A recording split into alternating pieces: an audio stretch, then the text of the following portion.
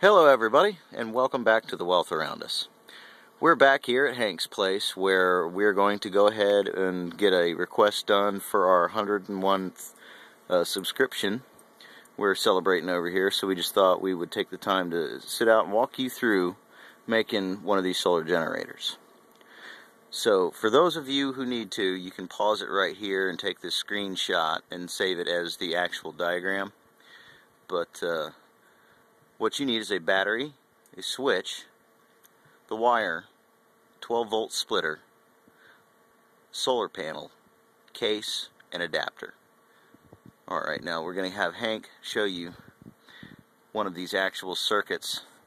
And if you'd pick that up for us, Hank, so we can get a close-up of all the different sections. Okie dokie, what I'm doing is going to come straight off of the battery here with an alligator clip. And that goes into the positive terminal, of course. Positive. And that's going to be connecting into the switch. And as you can see on the circuit up here, it's going to split into two. And that would be the parallel circuit, is what everyone's considering. So they're both running off the positive. And then that's going into the adapter. As shown on figure 7. Number 7. And then the other side is going into the 12-volt splitter. Okay, now explain how you made that splitter right there. The part was actually purchased from store. Definitely connected like this, and you cut it. And it's just a 1-into-2 AC adapter for a car. Indeed. For splitting one AC unit into two. And you just cut it, and you'll be able to.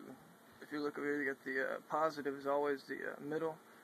If you'll see on the voltage. And the negative is the outer, correct? Right, these out here. And if you notice, when you put the positive, it goes to a 0, and it'll be the same thing with the adapter. The adapter normally, always pretty much the one with the line on it is the positive, and you'll see if you do it here, same thing, goes down to 0. So you always think of the line as the positive, the center, and then always the center is the positive on those adapters. Okay, great. So from there, we're going to connect the negative to the alligator clip now.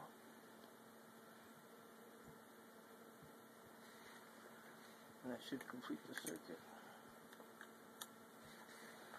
Click on the switch, and there's the light. There we go. That is the circuit. That's about as simplistic as a circuit as you could ask for. It's really not anything particularly flashy, impressive, or high-tech. To charge it, you disconnect the solar panel and turn on the switch. And it's charging right now just under fluorescent light. Well, yeah, if I had this plugged in, I would be able to... and that is the solar 12-volt battery maintainer from Northern Supply Company. Indeed. And then, all I'm going to do now...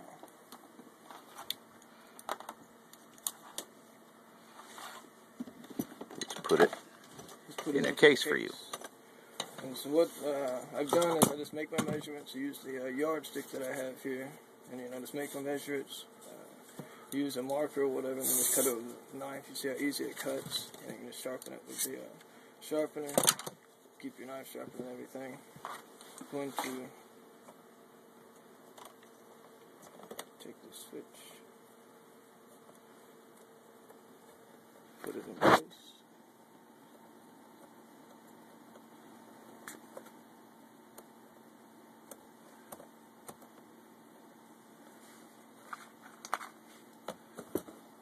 Fits like a glove. Indeed.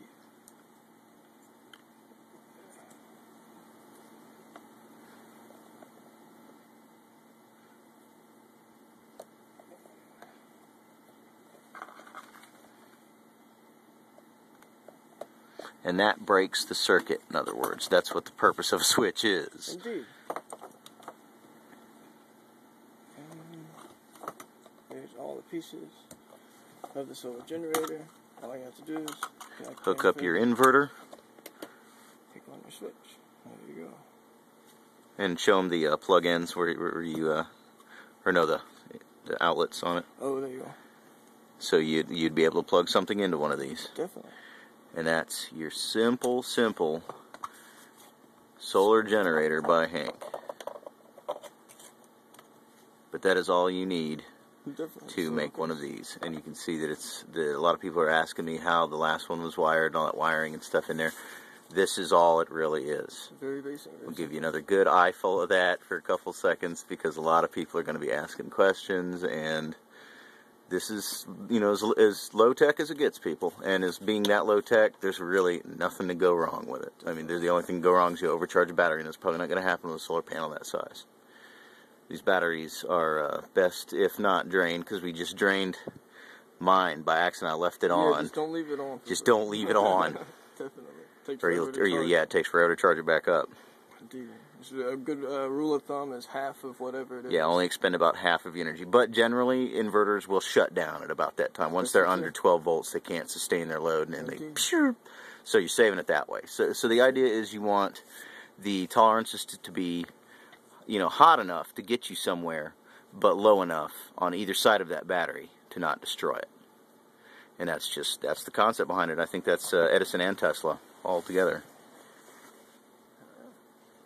Let's get you one more look at the diagram with all the figures. And I wish all of you good luck in building your own. We want to push this technology forward because we feel that it could do the world a lot of good. Take a lot of stress and fuel off the grid system just by making a slow transition to solar. And it's practical, and we can do it nowadays, you know, with just, as you can see here, barely a thing. And that's what we feel is the wealth around us. And I'd like to thank all the subscribers we've got over the 10, 12 months we've been at it. We've really gotten a lot of great success and met a lot of really nice people on YouTube and learned a lot. So from us to you, that's the wealth around us.